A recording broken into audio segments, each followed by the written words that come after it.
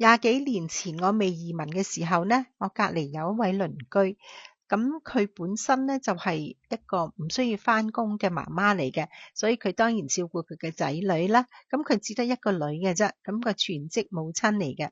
好多時但係佢都要我代佢接送喎。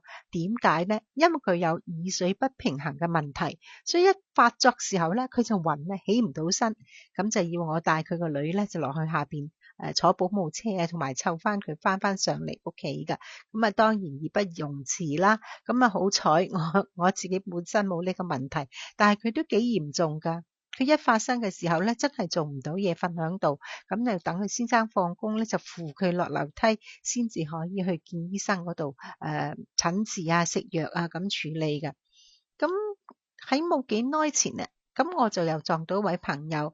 咁佢就話俾我聽，佢有次咧，佢先生又係耳水不平衡，咁佢自己就知道，黑豆咧可以幫得到。咁佢因為我哋喺加拿大啦吓，就識得有位針灸醫生好好嘅，咁佢係想同佢針灸，但係佢喺樓上嗰層暈到都落唔到床，咁點算呢？咁佢就喺屋企將啲黑豆啊嚟到煲水俾佢飲。飲咗咧，佢個人就好啲啦。咁所以扶佢落樓咧，就可以去醫生度針灸。咁啊，針完當然係冇事啦。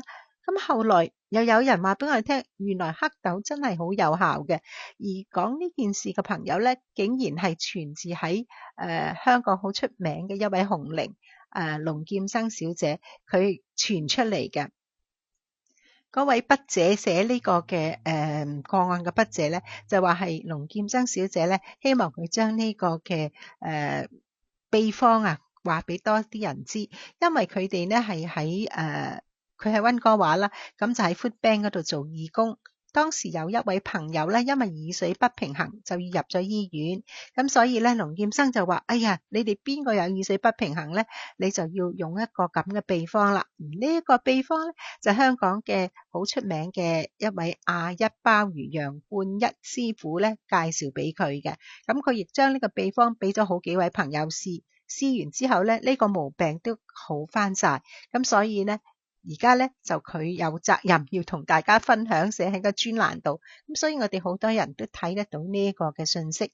咁而家咧就話俾大家知，個用料真係好簡單。而我朋友用嘅黑豆咧，就係其中之一樣嘅材料嚟噶。佢又用對咗，因為佢屋企人咧都係用呢個方法嚟減少耳水不平衡，而帶至當時嘅暈啊、想嘔啊、疫情唔喐得嗰種感覺就可以改善嘅。咁個用料咧就係用我哋電飯煲裏邊咪有個膠杯仔細細個嘅咧，嗰個嘅份量好細細個嘅飯煲裏邊嘅膠杯仔。佢話咧黑豆一杯，呢個白米我哋普通嘅愛嚟煮飯嘅白米咧，又係一杯，4片去咗皮嘅薑，咁你又可以厚啲啦，或者係薄啲都冇乜問題嘅啦。總之係4片啦咁。咁水咧就6碗嗱，就係呢幾樣嘢好簡單嘅啫。個製法咧亦係好簡單，佢就話將啲米同黑豆咧分別用個白鑊去炒乾佢。咩叫白鑊咧？就係冇加油嘅鑊，咁佢咧就係將佢乾炒咗佢分開，佢炒完之後咧，將呢兩樣嘅嘢咧就係加6碗水同埋嗰4片薑咧，用大火係煲滾咗之後，用慢火去熬到佢剩翻1碗水就熄火。就係飲咗個碗粥水嘅啫，唔需要食啲渣嘅。咁佢話咧，大約你乾炒都要炒幾分鐘㗎咁。咁呢個咁簡單嘅方法，如果係有耳水不平衡嘅朋友咧，就真係不妨試下飲啦。因為當你耳水不平衡嘅時候，你真係又會暈又會嘔，忽然間就會發作嘅。所以如果係有呢個問題嘅朋友咧，醫生都叫佢哋你最好唔好揸車，因為唔知幾時會發生呢個咁嚴重嘅暈嘅問題，咁你就控制唔到，你就會有意外㗎啦咁。咁所以咧，呢個咁簡單而又咁有效嘅偏方咧，咁無妨試試咯。如果大家有呢啲嘅朋友有呢個問題，亦大家通知佢試下呢個啦。